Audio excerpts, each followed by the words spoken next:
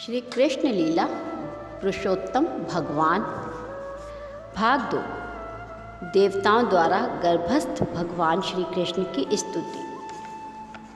राजा कंस ने न केवल यदु, भोज और अंधवंशों के राज्यों तथा शूरसेन के राज्य को अपने अधिकार में कर लिया, अपितु उसने अन्य सभी आसुरी राजाओं से मैत्री भी स्थापित की। उसके नाम हैं प्रलंब, बक, चारण, तृणावर्त, अघासुर, मुष्टिक, अरिष्ट, द्विविद, पूतना, केशी तथा धेनुक। उस समय जरासंध मगध प्रांत का राजा था।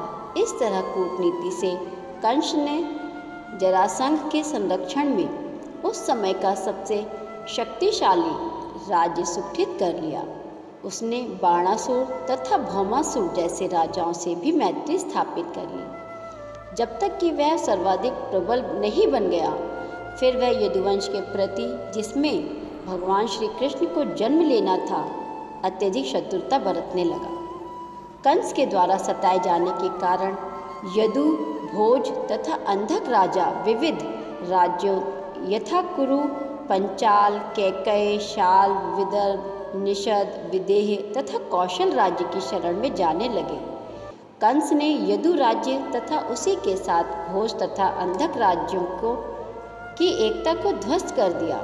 उसने उस समय भारतवर्ष नाम से विख्यात विशाल भूभाग में अपनी स्थिति सबसे सुदृढ़ कर ली।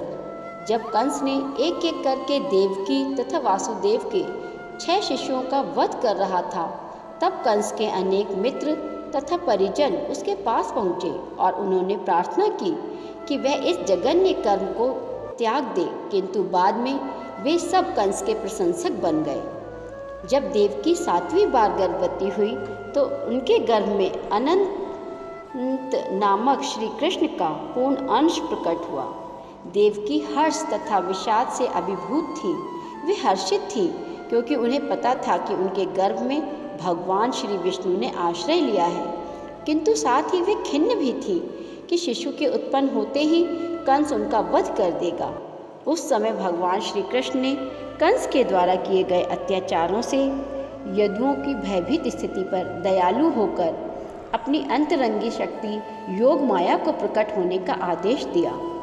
भगवान श्री कृष्ण संपूर्ण ब्रह्मांड के स्वामी हैं, किंतु यदुवंश के वे विशेष रूप से स्वामी हैं। योग माया श्री भगवान की प्रमुख शक्ति हैं।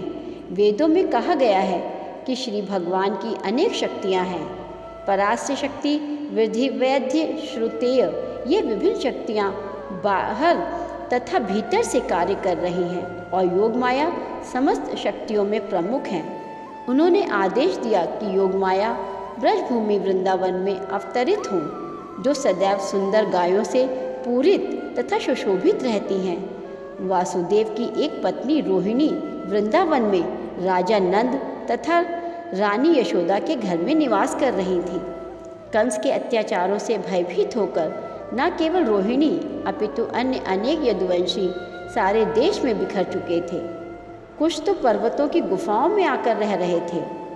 अतः भगवान श्री कृष्ण योग माया से इस प्रकार बोले, देवकी तथा वासुदेव कंस के कारागार में बंदी हैं और इस समय मेरा पूर्ण अंश शेष देवकी के गर्भ में है। तुम शेष को देवकी के गर्भ से रोहिणी के गर्भ में स्थानांतरित कर सकती हो। इस व्यवस्था के बाद मैं अपनी समस्त शक्तियों के सहित स्वयं देवकी के गर्भ में अवतरित होने जा रहा हूँ। फिर मैं देवकी तथा वासुदेव के पुत्र के रूप में प्रकट होऊंगा। तब तुम वृंदावन में नंद यशोदा की पुत्री के रूप में प्रकट होना। चूँकि तुम मेरी सहभागिनी के रूप में जन्मोगी और चूँकि तुम शीघ्र इंद्रिय तृप्ति की इच्छाओं की पूर्ति करोगी, अतः संसार के सभी लोग सभी प्रकार की मूल्यवान भेंटों तथा धूप, बत्ती, पुष्प तथा यज्ञ की हवि से तुम्हारी पूजा करेंगे। जिन लोगों को भौतिकता से प्रेम है, वे तुम्हारे अंश के विभिन्न रूपों में, जो दुर्गा, भद्रकाली, विजया, वैष्णवी, कुमुदा, चंडिका, कृष्णा, माधवी, कन्यका, माया, नारायणी, ईशानी, शारदा तथा अंबिका नाम से उल्लिखित होंगे, तुम्हारी पूजा करेंगे। भगवान श्री कृष्ण तथा योग माया भाई तथा बहन परम शक्तिमान तथा परम शक्ति के रूप में प्रकट हुए। यद्यपि शक्तिमान तथा शक्ति में कोई स्पष्ट अंतर नहीं है, तथापि शक्ति सदैव ही शक्तिमान के अधीन रहती है। जो लोग भौतिकतावादी हैं वे शक्ति के उपासक हैं, किंतु जो आध्यात्मवादी हैं वे शक्तिमान के पूजक हैं। भगवान श्री कृष्ण परम शक्तिमान हैं और भौतिक जगत में दुर्गा परम शक्ति हैं। वास्तव में वैदिक संस्कृति में लोग शक्तिमान तथा शक्ति दोनों की एक साथ पूजा करते हैं। भगवान श्री विष्णु तथा देवी के ऐसे लाखों मंदिर हैं और कहीं कहीं तो इन दोनों की एक साथ पूजा की जाती है। शक्ति दुर्गा अथवा श्री कृष्ण की बहिरंगी शक्ति के उपासकों को सरलतापूर्वक सभी प्रकार की भौतिक सफलताएं प्राप्त हो सकती हैं, किंतु यदि कोई आध्यात्मिक दृष्टि से ऊपर उठना चाहता है तो उसे कृष्ण चेतना के अनुसार शक्तिमान की पूजा करनी चाहिए। श्री भगवान ने योग माया से यह भी घोषित किया कि उनका पूर्णांश अनंत या शेष देवकी के गर्भ में स्थित है।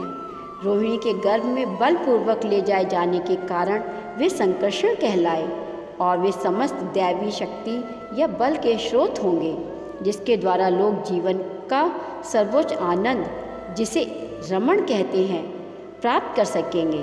अतः पूर्णांश अनंत अपने अवतार के पश्चात संकर्षण तथा बलराम नाम से प्रसिद्ध होंगे। जय श्री कृष्णा। राधे राधे।